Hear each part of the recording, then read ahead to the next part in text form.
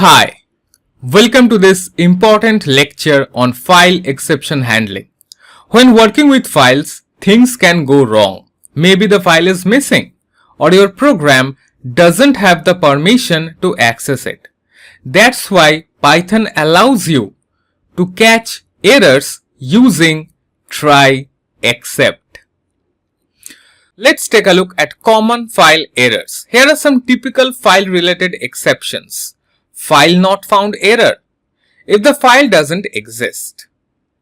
Input output failure, that is IO error. No permission to access the file, that is permission error. You can write code that handles these issues gracefully. Here is an example. Try. We are using the try. Yes. So whatever you want to do it, just put it inside try. So try with open file name in read mode as f, print f.read. Next we are using except block. So this is for exception handling. So except file not found error. How we can handle it? Print file does not exist.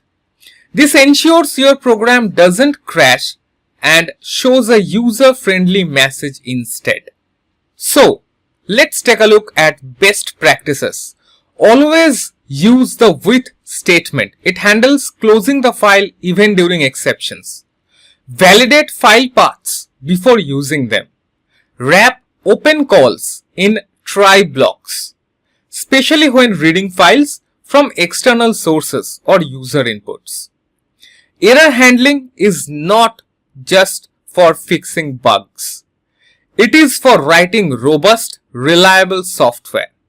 Mastering this makes your programs more professional and resilient.